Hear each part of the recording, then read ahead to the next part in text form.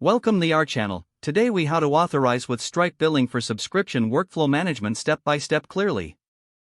To begin, create a Stripe account if you haven't already.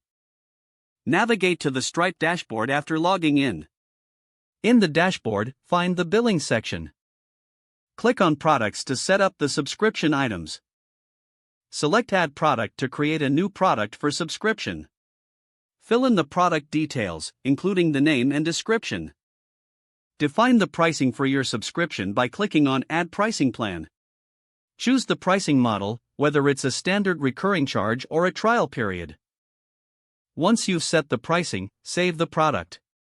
Next, go to the Developers section in the left sidebar. Click on API Keys to access your API keys. Copy the publishable key and secret key for use in your application. In your application, integrate the Stripe API using a library that supports Stripe. Set up the client-side logic to handle user inputs securely with stripe.js. Use the published key to create a payment form for your users. Once the form is integrated, configure it to collect payment details. On form submission, create a new customer object on the server. Pass the payment details to the Stripe API to create a payment method. Attach the payment method to the customer object. Next, create a subscription for the customer using the product ID created earlier. Send this request to the Stripe server to create the subscription. Handle any errors that may occur during the subscription process. Once the subscription is created successfully, implement a confirmation response for the user.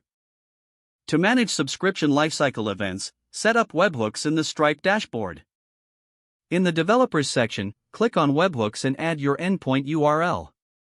Configure your application to process webhook events like subscription updates or cancellations.